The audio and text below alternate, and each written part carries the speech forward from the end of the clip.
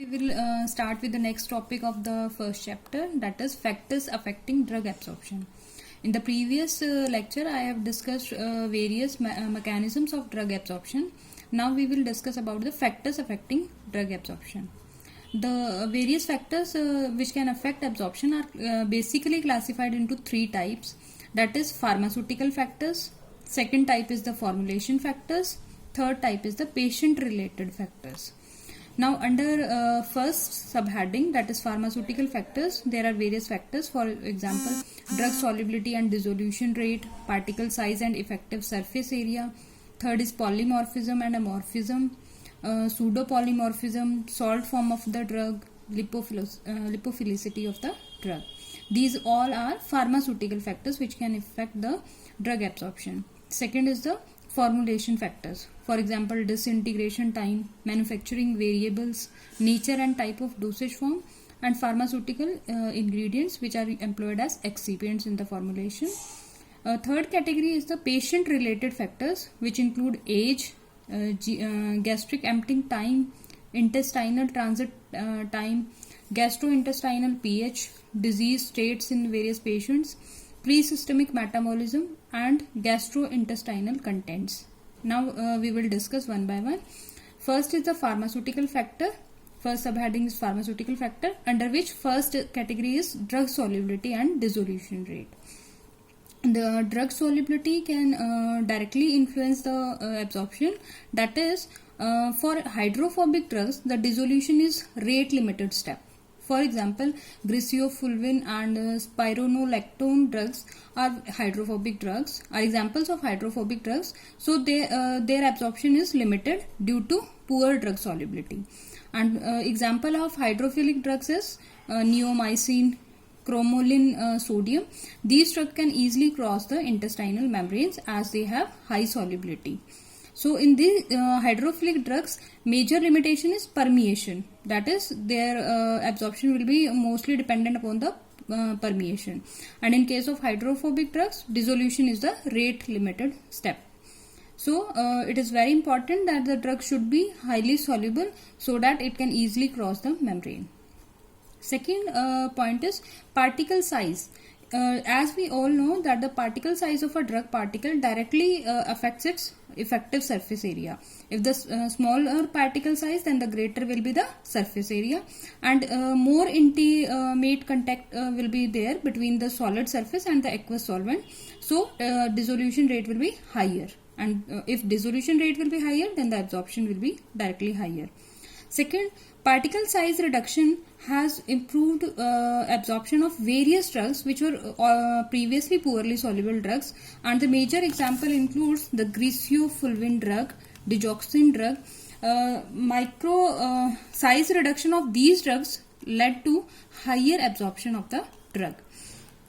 Now, griseofulvin has extremely low aqueous solubility, and the material of normal particle size gave rise to poor and erratic absorption. Micro size particles developed from the griseofulvin improved its absorption. Thus, it is a very important example in case of particle size relation with the improvement in the absorption, that is griseofulvin. Next factor is the polymorphism or amorphism. Various substances exist in different crystalline forms. They are known as polymorphs. Various polymorphs depict different solubilities. For example, a drug can exist in many polymorphs, and if a drug is metastable in its metastable form, then the solubility will be higher. If it is in a form of a stable form, then it will depict lower solubility.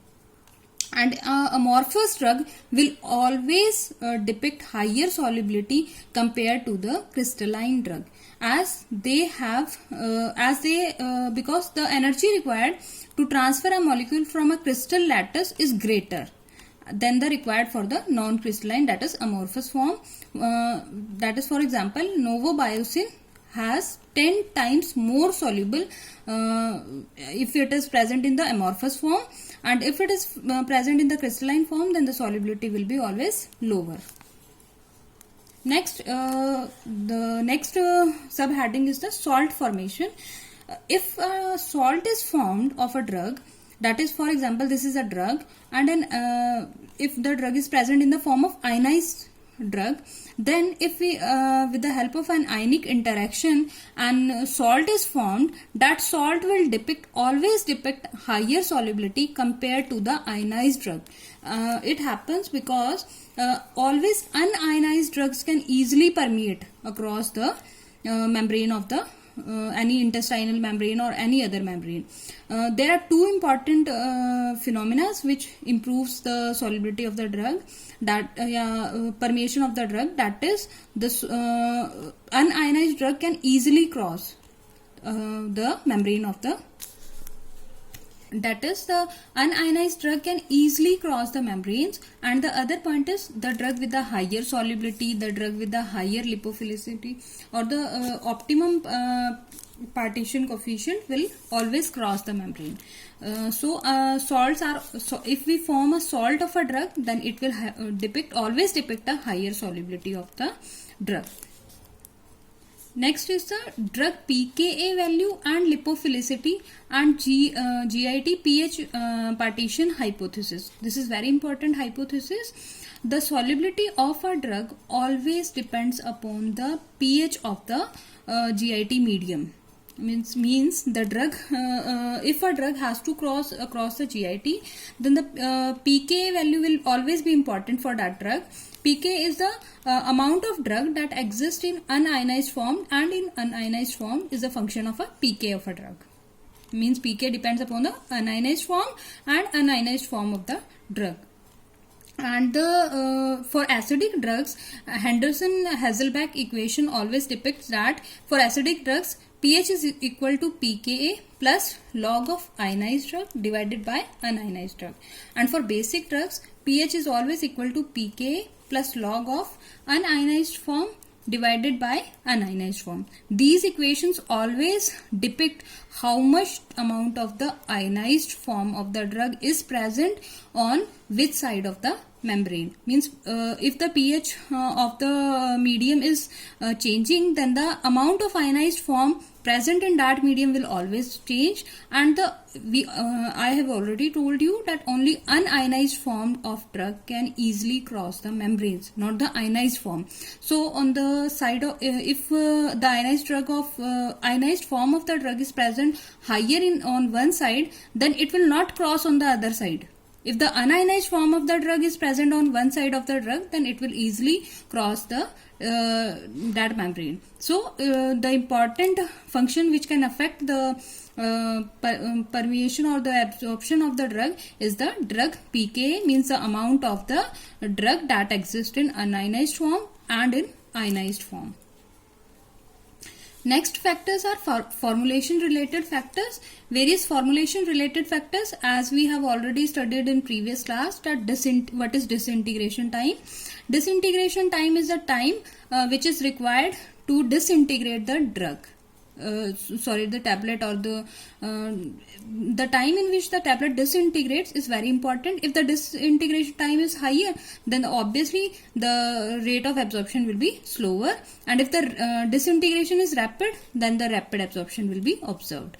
So the disintegration time of a tablet is directly proportional to the amount of binder employed in that, or the compression force we have applied to formulate the tablets. In case of in vitro disintegration test, there is no assurance of drugs bioavailability. Means, because if the disintegrated drug particles do not dissolve, then absorption is not possible. As we have already studied in case of tablets, that tablets first disintegrate, then it dissolves. So it is not necessary that if the disintegration time is higher, then the bioavailability will also be higher, because it is also affected by the dissolution of the drug. Next factor is the manufacturing variables. For example, which kind of method of granulation we have employed. Wet granulation method yields a tablet that dissolves faster than those made by other granulating methods. But wet granulation has several limitations, like formation of crystal bridge or chemical degradation.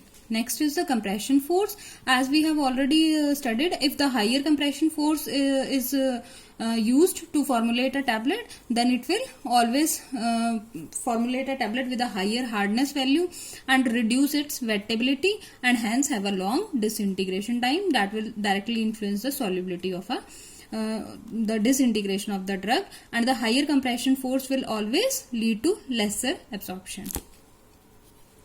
This is the nature and type of dosage forms which can affect. For example, we are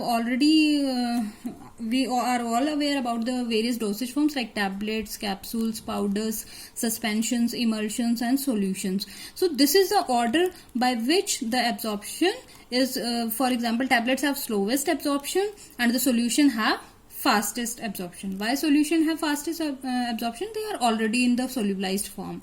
Tablets have to first disintegrate into granules, then deaggregation of granules takes place into fine particles, then the dissolution process takes place, and then drug comes into the solution. Whereas in case of solution, the drug is already present in the form of solution, and it has to just cross the membrane. In case of emulsion, it has to the dissolution process has to take place, then the drug comes into the solution form, and then it takes absorption. In case of suspension, the drug has to first come into as fine particles, then these fine particles will dissolve, and then the drug will come into solution, and then it will cross the membrane. As same as in case of powders, as in suspension, we have seen in suspension. In case of capsules, the dissolution of capsule shell is important. Then the granules are formed or the granules are released. Then these granules are converted into fine particles, then dissolution, and then drug in solution, and the drug finally reaches to the blood. Next, these all were nature and type of dosage forms which can affect the rate of absorption. Next factor is pharmaceutical ingredients or excipients. We are already aware about the term excipients. Other than the active compound, all are excipients which are employed for the formulation of the dosage form. More complex the excipients will be, the greater the potential for absorption and bioavailability problems will be there. For example, vehicle is the rate of absorption depends on its miscibility with the biological fluid. If the vehicle employed in the formulation is easily miscible with biological fluid, then the absorption will be higher, otherwise it will be lower. For second example is diluents. Various hydrophilic diluents form the hydrophilic coat around the hydrophobic drug particles, thus promotes dissolution and absorption of poorly soluble hydrophobic drugs. Third category is the binders and granulating agents. We have already discussed about the binders. If the quantity of the binder is higher, then the absorption will be poor.